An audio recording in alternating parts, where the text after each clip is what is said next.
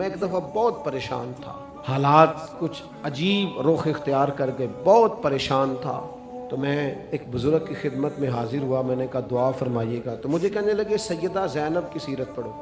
تو میں نے پہلے دن آ کے کتاب کھولی نا، تو دربار دمشق میں جو جناب زینب نے کلام فرمایا نا، انسان ٹوٹ جاتا ہے، لیکن انسان حق پہ ہو کہ اگر گلا بھی کٹا لینا تو اس کا مزاج طاقتور رہتا ہے، روح طاقتور رہتی ہے، اسے محسوس ہوتا ہے کہ میں کمزور نہیں پڑا. یزید نے جب کوئی بات کی نا دمشق کے دربار میں، تو حضرت زینب پیچھے بیٹھی تھی پردے کے، اس نے جب کوئی بات کی تو جناب زینب وہاں سے اٹھ کے، ہماری خواتین ہر بات پہ روتی ہیں، دکھ ہیں کہ ختم ہی نہیں ہوتے. جناب زینب پیچھے سے اٹھیں پردے کے پیچھے سے، اور جب اپنی گرجدار آواز میں انہوں نے گفتگو شروع کی تو وہاں ایک نابینا بزرگ بیٹھے تھے جو مولا علی شیر خدا کی بارگاہ میں حاضری دیا کرتے تھے.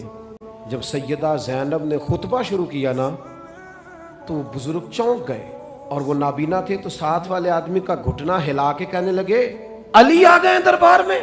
علی کی آواز ہے، علی بول رہے ہیں دربار دمشق میں. وہ زینب کا خطاب منبر پہ علی بول رہے ہوں جیسے، علی آ گئے. وہ گرج آواز میں، وہ تنتنا، وہ دبدبا، وہ وزاداری، وہ ان کی بات میں صداقت، کانپ گئی ہر چیز دربار کی.